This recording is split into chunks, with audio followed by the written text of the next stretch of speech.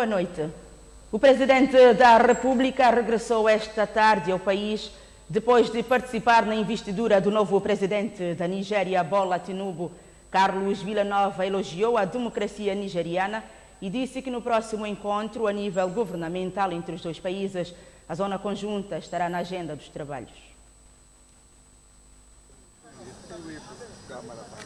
A cerimônia de investidura do novo presidente da Nigéria decorreu no dia 29 do mês em curso e o presidente da República, Carlos Villanova, era um dos muitos convidados do evento. Foi uma cerimônia de passação do poder, onde nós vimos todo o ritual simbólico que é exercido, mas a importância que eles atribuem a alguns momentos da passagem. Portanto, há todo um procedimento que explica o que foi a governação cessante e depois passa-se tudo de novo para a nova governação. Os regimes, a forma de governação não é a mesma que em São Tomé e Príncipe, por isso foi algo para nós novo. Mas o que importa mesmo é que ganhou a democracia, porque a Nigéria, país irmão, vizinho, nós todos sabemos um bocado do historial em termos de alteração da ordem constitucional e da forma de chegar ao poder. Bom, o presidente atual chegou ao poder completando o 7º presidente consecutivamente eleito de forma democrática. Portanto, isto é uma vantagem, é um ganho para a Nigéria, para todos os países africanos que optaram por viver em democracia. Carlos Villanova encontrou-se à margem da Cimeira com alguns chefes do Estado, destacando-se o da Guiné-Bissau, Umaru Sissoko Embalo.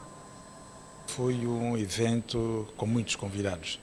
Além de nós estarmos a lidar com o mais populoso país da África, portanto, a dizer em termos de pessoas que assistiram à celebração, os convidados também eram em grande número. É verdade que alguns chefes de Estado chegaram já com a cerimônia em curso, mas eram bastantes. E pude-me encontrar porque estivemos todos juntos na mesma sala, como quase todos eles, com destaque para o da CPLP, que foi o presidente Sissoko. Os outros países fizeram-se representar a nível ministerial, mas dentro da CAC também quase todos estiveram presentes, e bem como os presidentes oeste-africanos. Então foi um momento de troca de informação que é sempre útil sobre a situação nos países de cada um, sobre a situação no continente. O que sempre justifica esse tipo de missões. Permite, de facto, se encontrar, partilhar informações e trocar experiências. Com o presidente eleito não se encontrou? Sim. Sabe, o protocolo era um bocado complicado pela quantidade de chefes de Estado e de encontros que o novo presidente tinha. Falámos 2 vezes, mas compreenderá que não foram encontros longos. E em diplomacia, agora vai-se tratar de programar encontros de trabalho com São Tomé e Príncipe e certamente com os outros países. Dependerá da agenda diplomática de cada um dos países, mas ficou combinado que com São Tomé e Príncipe acontecerá dentro dos primeiros meses. Assim que estiver constituído o governo, vai-se começar a trabalhar pela via diplomática para que haja um encontro de trabalho entre os 2 países. Vários assuntos de cooperação bilateral entre os 2 países vão dominar o próximo encontro São Tomé e Príncipe e a Nigéria, destacando-se entre eles o dossiê da zona conjunta. Este é um dos assuntos, sim, que nós já pusemos em cima da mesa para ser agendado, mas temos outros. Temos a pirataria marítima, a insegurança, questões de defesa, dos transportes aéreos, são muitas as questões que temos a tratar com a Nigéria. Mas compreenderá que quando houver esse encontro de trabalho, nós faremos o que é necessário para que depois os governos possam, aí sim, entrar em ação e trabalhar os dossiês todos que existem. A Nigéria é um país amigo e um bom parceiro de São Tomé e Príncipe. O Presidente da República regressa ao país depois de participar na investidura do novo presidente da Nigéria, Bola Tinubu.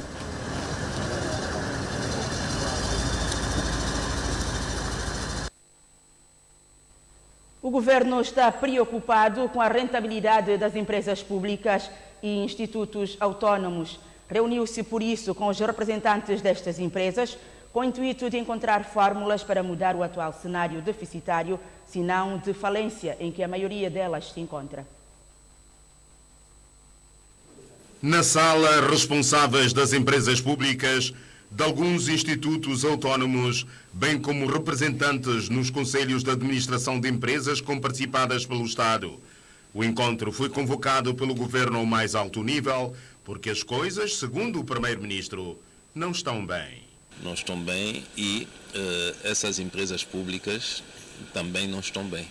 São empresas que devem ao fisco, devem à segurança social, devem a uma série de fornecedores. São empresas que não pagam dividendo ao Estado, por conseguinte, representam um grande peso para toda a sociedade são-tomense. É verdade que elas também têm imensos trabalhadores, não é? Por isso é uma fonte de emprego, mas para além de ser uma fonte de emprego, e eu diria até para alguns uma fonte de taxa, essas empresas têm responsabilidade com a nação. Estamos a falar de empresas que atuam em setores estratégicos fundamentais, eletricidade, aviação, portos, institutos que estão ligados às telecomunicações, estão ligados à gestão marítima. Ou seja, estruturas empresariais públicas de regulação pública que deviam criar riquezas para ajudar São Tomé e Príncipe a crescer, mas que infelizmente não estão a cumprir esse desiderato. Situação que, segundo o primeiro-ministro, não pode continuar. Eles têm que apresentar um plano a muito breve trecho, a curto prazo, de como é que podem recuperar essas empresas, com todas elas deficitárias, para não dizer algumas falidas. Não podem continuar como se nada fosse. A direção dessas empresas tem que nos apresentar um plano de recuperação, que vamos ver a pertinência, que vamos negociar. Em segundo lugar, tem que haver um compromisso para os próximos anos, não é? Sabemos que não é do dia para o outro que as coisas vão mudar, mas tem que haver um plano de recuperação a curto prazo e tem que haver um plano estratégico que se possa perceber de facto que estão a cumprir com as missões e os objetivos. Caso não for, o governo também tomará as suas próprias decisões. No encontro participam também algumas direções da Administração Central do Estado. Porque a administração não pode ser um fator de bloqueio para o setor privado, não é? E muitas vezes é o que tem acontecido. Temos tido muitas queixas do setor privado que, no fundo, é aquele setor em que nós acreditamos que poderá fazer crescer o país, criar mais empregos, desenvolver e melhorar a vida dos santomenses. Nós queremos também fazer passar a mensagem à administração pública, nomeadamente aquele que está mais diretamente a trabalhar com a promoção do investimento nacional e estrangeiro, que eles têm que encontrar soluções, não é? Ou adaptamos as leis e o regulamento, ou negociamos com o setor privado para ver como é que podemos melhorar alguns procedimentos, mas o fundamental é que se possa avançar e temos resultados que vão no sentido da melhoria da vida dos santomenses.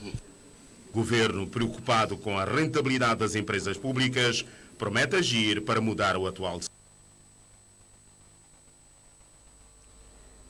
O primeiro-ministro caracteriza a recente vandalização na subestação 2 da EMAI, na zona de Campo de Milho, como uma forma de bloquear o país. Patrícia Trovoada garantiu que a investigação está em curso para apurar responsabilidades.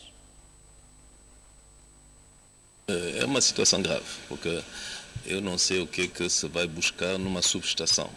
Não é? Esse vandalismo, temos que saber, as entidades encarregadas da investigação vão nos esclarecer se é um vandalismo, com que objetivo. Mas eu quero chamar a atenção que esse tipo de ações são ações que visam bloquear o país, não é? Porque vandalizar uma subestação não é algo que se possa consertar assim de uma maneira rápida. Muitas vezes aqueles equipamentos são desenhados para o nosso país. Se houver sabotagem desse tipo, pode demorar 3 meses, 4 meses a repor, de facto, os equipamentos. É muito grave.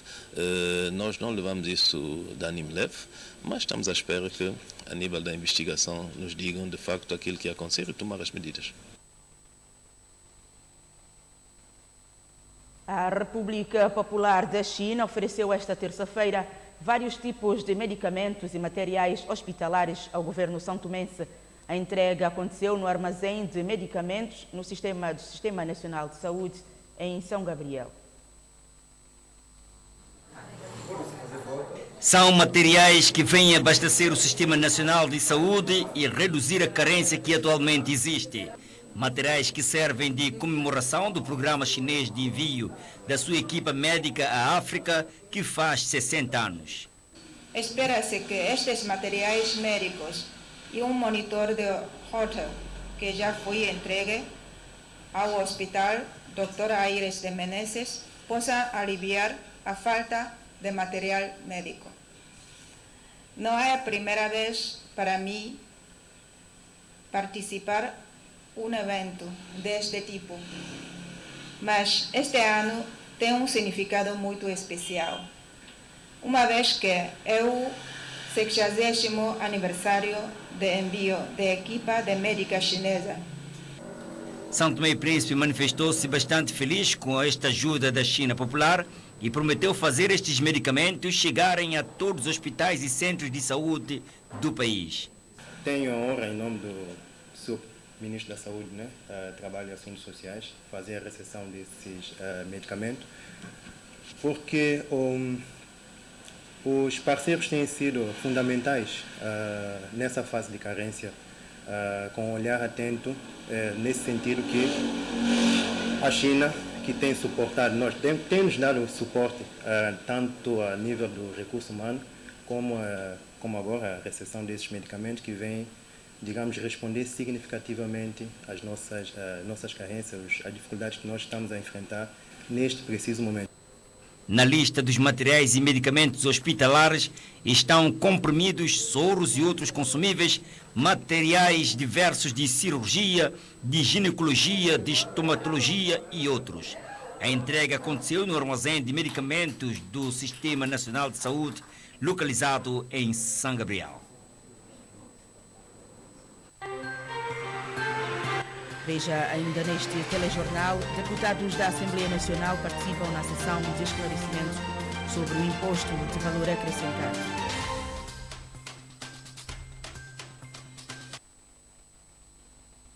Quadros do Tribunal de Contas estão a ser capacitados em matéria de informática avançada na ótica do utilizador, uma ação que visa reforçar as capacidades técnicas e institucionais no que toca à utilização de novas tecnologias de informação.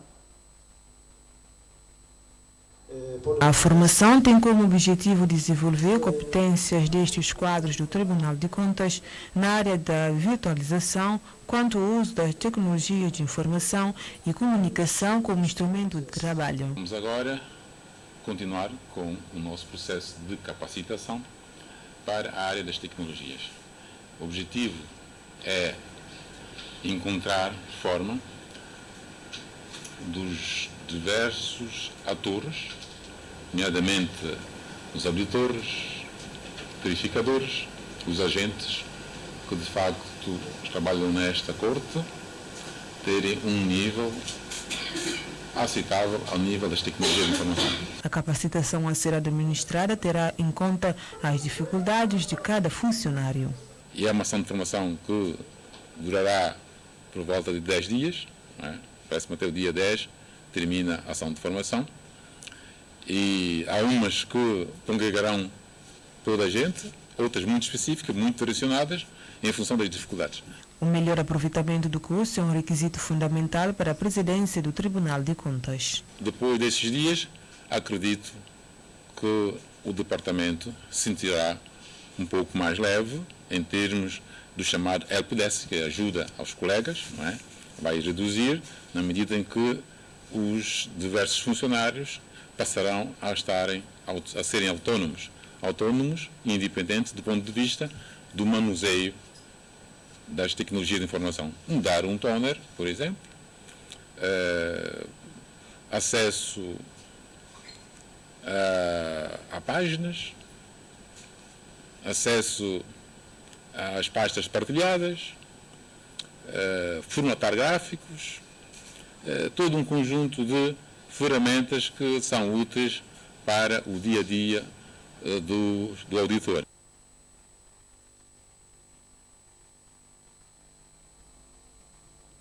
Os deputados da Assembleia Nacional participaram esta terça-feira numa sessão de esclarecimento sobre o imposto de valor acrescentado, uma iniciativa da Direção dos Impostos.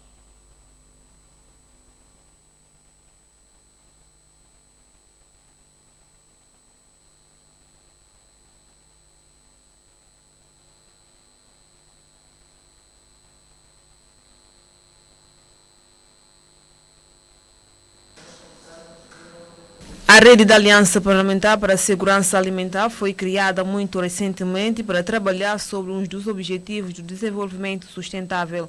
Trata-se de alcançar a Fome Zero até 2030. Como depende de cada legislatura, e como a legislatura atual é recente, então nós estamos num processo de reorganização, e porque a Aliança também faz parte da rede das alianças parlamentares da África Central, então estamos em contato com os parceiros de cooperação. Habitualmente trabalhamos mais diretamente com a FAO, mas também temos outros parceiros como o PAM, o UNICEF e demais do sistema das Nações Unidas, e foi neste sentido que se pediu o encontro, que era para apresentar a nova composição da Aliança Parlamentar e demonstrar o nosso interesse em continuar a colaborar, porque o objetivo fundamental da Aliança Parlamentar é um dos objetivos do desenvolvimento, que era de fome zero, da erradicação da fome, de fome zero. Segundo o secretário-geral da Aliança, a Casa Parlamentar está engajada em colaborar. Porque o Parlamento tem aquela função legislativa por excelência, e para se definir as políticas com as quais os governos depois trabalham, então é preciso que o Parlamento esteja engajado, esteja envolvido, e é nessa perspectiva que foi criada a Aliança Parlamentar e criou-se a Rede da Aliança Parlamentar da África Central, e nós estamos neste processo de contactos e de engajamento para que consigamos os meios possíveis para avançarmos nas nossas atividades. Membros da Aliança Parlamentar para a Segurança Alimentar dão início aos trabalhos onde se prevê elaboração de programas de combate à insegurança alimentar. Direção das Pescas e Aquacultura acolhe o workshop para analisar o nível de alinhamento das políticas e quadros jurídicos nacionais das pescas. As nossas desculpas pela troca de peças. Agora sim, a peça que fazia referência ao esclarecimento do IVA aos deputados da Assembleia Nacional. Será já nesta quinta-feira, dia 1º de junho, que entrará em vigor o Imposto de Valor Acrescentado, IVA, sendo um modelo de unificação de impostos que permite maior transparência e facilidade de tributação. Os deputados da Assembleia Nacional foram chamados para uma sessão de esclarecimento, de modo a melhor entenderem a questão. Não é nada novo, mas é algo que já se vem falando e agora vai se passar mesmo à implementação do imposto. E nós, enquanto deputados, temos que ter a mente aberta e preparados para receber todo tipo de esclarecimento, de modo que também, junto às populações, sejamos capazes de informar e não desinformar as pessoas. A sessão de esclarecimento foi feita por uma equipa da Direção dos Impostos que está a trabalhar na campanha de sensibilização e informação sobre o IVA. Um imposto que todos nós sabemos que é muito importante para o país, quer em termos de mobilização de mais recursos internos, que todos nós sabemos o quanto o país necessita, quer também porque traz novas formas de se trabalhar, de se, digamos, encarar a matéria fiscal, a matéria contabilística e até mesmo a organização da nossa economia. Este imposto é implementado em mais de 100 países, incluindo alguns africanos. Para os deputados, com a implementação do IVA, é necessário que o Estado adote medidas e políticas que beneficiam a população mais desfavorecidas. Nós não estamos a ver, também não vemos o IVA como uma medida de austeridade, né? Mas é uma medida que, a partida, vai encarecer a vida dos consumidores finais. Isto é que é verdade. Isso, ninguém tem como dizer-me que isto não é assim, né? O consumidor final vai sentir os efeitos do IVA, vai sentir, né? Claro que nós temos que organizar e reformar a nossa política fiscal, estou plenamente de acordo. Agora, temos que fazê-lo, mas olhando para aqueles que, na realidade, vão sentir este novo imposto muito nos seus bolsos. E por aí o problema é que há casos de pessoas que nem sei se têm bolsos para pôr alguma coisa, porque não têm praticamente nada, né? E são esses é que eu acho que o Estado tem que adotar políticas de apoio muito concretas a essas camadas mais vulneráveis da nossa população. Com a introdução do IVA, o país estará a efetuar um alinhamento a melhores práticas internacionais de tributação. FAO, em cooperação com o Ministério da Agricultura, Desenvolvimento Rural e Pescas, entregou materiais de trabalho aos agricultores da comunidade de Fernão Dias. Esta entrega vem na sequência do pedido feito pelo governo aos parceiros após as enxurradas de dezembro de 2021, que causou inúmeros danos nas plantações agrícolas no país. Enxadas, picaretas, manchis e limas constam entre os materiais de trabalho entregues pela FAO aos agricultores de Fernão Dias.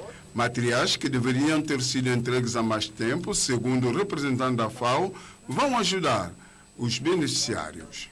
Acho que esses materiais que deviam chegar há mais tempo vão ajudar os agricultores a poderem efetivamente aumentar a produção das suas lavras, uma vez que eles perderam tudo na altura das enxurradas. Esta entrega é sequência de apoios em mudas já feitos aos agricultores como compensação das perdas sofridas nas enxurradas de 28 de dezembro de 2021. A promessa da continuação de apoios noutros moldes. Claro que a FAO, o apoio da FAO não consiste somente nesses materiais. Portanto, nós pusemos à disposição materiais vegetais, que estão distribuídos nas zonas. Temos uma outra componente de animais, há pessoas que perderam animais, e nós estamos num processo ainda, portanto, com a demora da construção de pocilgas para a distribuição de porcos e cabras. Ou seja, é todo um conjunto de apoio que nós programamos, mas que este, sobretudo, está a chegar um pouco mais tarde, porque nós tivemos que adquirir esses materiais no estrangeiro, e sabe que hoje a questão do transporte e de comunicação é mais difícil. Um dos grandes propósitos desta campanha é o aumento da produção local. Daí que o Ministério da Agricultura estará alerta aos passos futuros e promete acompanhar o desempenho dos beneficiários. O Ministério da Agricultura, através do KDR, vai fazer acompanhamento a esse programa, de forma que no final não seja simplesmente a entrega aos agricultores receberam material vegetal e qual o retorno que teve-se. O objetivo é que nós, o Ministério da Agricultura, sintamos que realmente houve um aumento de produção com esses pequenos programas que estamos a levar a cabo, que os consumidores também sintam no mercado que houve a mudança no aumento, houve um aumento de produção e melhorias no preço dos produtos no mercado, dos produtos locais. Os agricultores enaltecem o apoio e avançam uma preocupação que, para os mesmos, é também prioridade. Com esse apoio de FAO, ligado ao Ministério da Agricultura, esse gesto foi muito bom para ajudar o pequeno agricultor a aumentar cada vez mais a produção aqui na nossa comunidade. Eu peço ao Ministério da Agricultura que nos ajuda, mesmo nesse ano, para nós termos nossas infraestruturas, isso que vem nos ajudar cada vez mais e cada vez a produção está a aumentar, nós estamos a trabalhar, a produção cada vez está a aumentar. E este ano nós temos uma estimativa de 25 toneladas de cacau seco, para fazer esse trabalho na outra comunidade é um sacrifício, mas com a nossa infraestrutura aqui, isso vai garantir melhor a nossa estabilidade. Neste momento, foram cerca de 20 os beneficiários que futuramente, para além dos materiais, poderão ter acesso à capacitação como forma de melhorar o processo de trabalhar a terra e obter melhor rendimento. A Direção das Pescas e Aquacultura acolheu na manhã desta terça-feira um workshop que analisou o nível de alinhamento das políticas e quadros jurídicos nacionais com a abordagem ecossistêmica das pescas. Foram detectadas algumas lacunas que a FAO, que ministrou o workshop, está pronta para apoiar a elaboração de uma estratégia nacional para os setores. A Direção das Pescas sublinhou a importância do workshop para as perspectivas de desenvolvimento das pescas em São Tomé e Príncipe, que passam pela elaboração de uma estratégia para o setor. O papel da FAO em todo o processo foi ressaltado. A FAO respondeu prontamente o nosso apelo, pois nós estamos tentando com a FAO já há bastante tempo para termos uma estratégia nacional para o desenvolvimento do sector pesqueiro.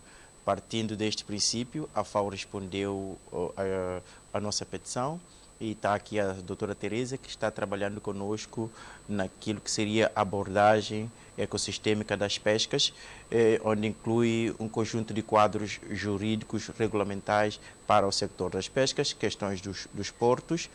No entanto, também estaríamos a trabalhar com a FAO para encontrarmos mecanismos para trabalharmos e termos um documento produzido que seria uma estratégia nacional para o desenvolvimento do setor pesqueiro. Também estamos agora neste workshop que estamos a apresentar o relatório daquilo que seria a abordagem ecossistema das pescas, que seria um documento produzido por quadros jurídicos nacionais e também com o apoio da doutora Teresa. O workshop foi ministrado por uma consultora do Fundo das Nações Unidas para a Alimentação e a Agricultura, por solicitação do governo são-tomense.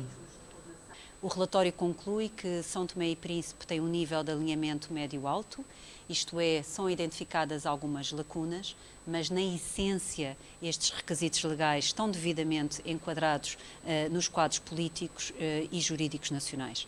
O relatório reconhece, no entanto, a necessidade de haver uma política setorial para as pescas, ou seja, tendo nós consciência da importância que as pescas representam para o desenvolvimento e para a economia do país, é um facto que o setor não dispõe de uma visão estratégica e a FAO está, por isso, empenhada, a pedido do Ministério da Agricultura, Desenvolvimento Rural e Pescas, em apoiar na elaboração de um plano estratégico de 10 anos. Por outro lado, verificamos também que a Lei das Pescas, que como sabem foi aprovada o ano passado, em 2022, ela carece de uma regulamentação e a FAO irá apoiar os esforços que já foram feitos pelo Ministério e pelo Governo de São Tomé e Príncipe na elaboração de um Regulamento Geral das Pescas para comatar algumas das lacunas que foram identificadas neste relatório. Já foi suficientemente... A FAO enunciou as lacunas detectadas que se predispõe a ajudar a colmatar. Há lacunas a nível de, por exemplo, não encontramos nos ordenamentos jurídicos nacionais informação específica sobre os planos de gestão das pescas, é uma área que tem e que carece de melhoria. Também é necessário melhorar alguns dos princípios e a forma como a abordagem ecossistémica das pescas é totalmente integrada no ordenamento jurídico nacional, com a definição de conceitos, com a definição de princípios. Também no que diz respeito à monitorização, controle e fiscalização, há melhorias a fazer, tanto no quadro dos observadores como do VMS e também no que diz respeito ao próprio registro das embarcações de pescas nacionais. Quando virmos o requisito... Mais de 10 instituições estiveram presentes no workshop, um fator positivo destacado pela consultora da FAO. Que é precisamente isso que se pretende com esta abordagem ecossistémica das pescas, uma visão holística, integrada, participativa, com o envolvimento de todas as partes interessadas. Políticas nacionais e abordagem ecossistémica do setor das pescas em análise esta terça-feira. O que é que se considera uma violação do desporto? No quadro da cooperação no domínio da defesa existente entre a República Portuguesa e a República de São Tomé e Príncipe, encontra-se no país uma equipa técnica da Autoridade Marítima Nacional Portuguesa com o objetivo de efetuar formação a alguns agentes da Guarda Costeira São Tomense. Numa nota de imprensa da Embaixada de Portugal em São Tomé, informa que durante 2 meses os técnicos nacionais da Guarda Costeira vão ser capacitados em matéria de manutenção preventiva e corretiva dos 17 faróis e farolins no país que constituem a rede de assinalamento marítimo de São Tomé e Príncipe. Avança ainda a nota de imprensa que a TVS teve acesso que esta atividade é mais uma demonstração de envolvimento da Marinha Portuguesa para continuar a apoiar a segurança marítima no Golfo da Guiné. 20 atletas constam na lista da convocatória dos jogadores da Seleção Nacional para o jogo da 5ª jornada da fase de qualificação do Campeonato das Nações Africanas 2023, frente à congênera da Guiné-Bissau, no próximo dia 12 do mês de junho. A lista foi anunciada ontem, segunda-feira, em conferência de imprensa dada pelo selecionador nacional, Adriano Eusébio. O selecionador nacional Adriano Eusébio revelou esta segunda-feira os nomes dos 20 convocados da seleção dos Falcões e Papagaios para a partida frente à congênere da Guiné-Bissau, a contar para a 5ª jornada de fase de qualificação do CAN 2023. Na lista constam 5 jogadores do campeonato nacional e outros 15 que atuam nos estrangeiros. 2 guarda-redes, 6 defesas, 7 médios e 5 avançados. Em relação à última convocatória do jogo com as Ilhas Mauritius, Adriano Eusébio justificou ter procedido apenas 4 alterações na lista. Primeiramente, começando pelo nosso capitão, por isso vocês veem a presença aqui do nosso subcapitão. Portanto, teve lesão e no último jogo que nós fizemos em Marrocos, e de lá até agora continua ainda lesionado.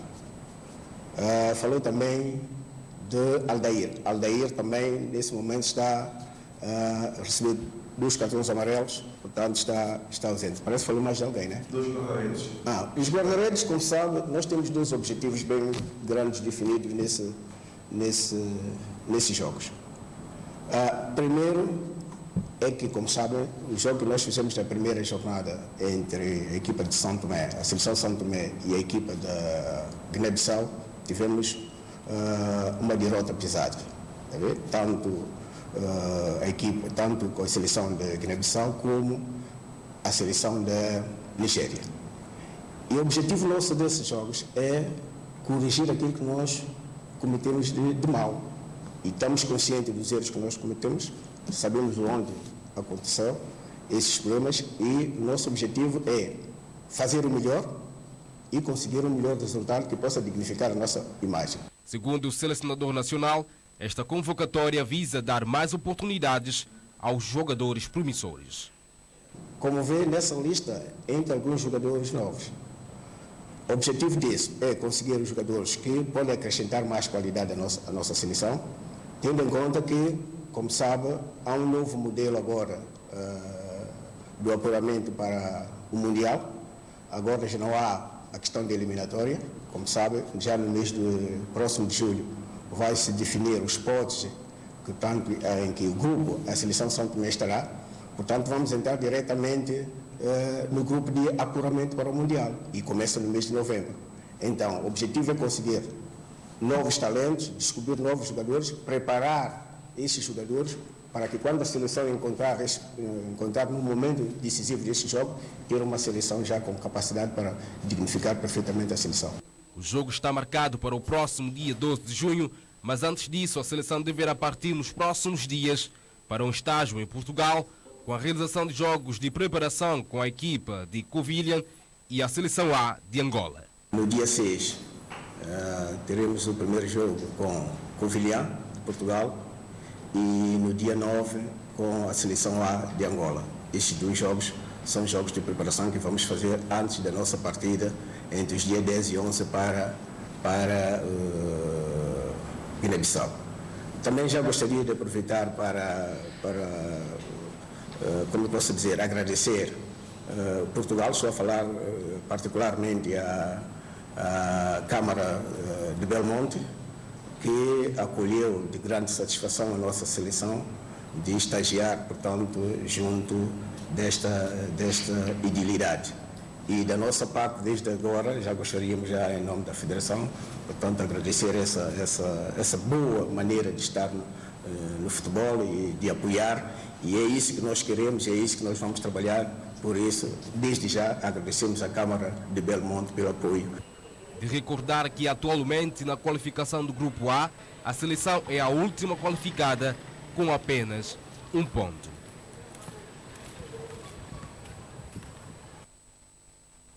Um navio humanitário com cerca de 600 migrantes a bordo chegou esta terça-feira ao porto de Bari, no sudeste da Itália. Esta notícia é a seguir a um breve intervalo. Até já.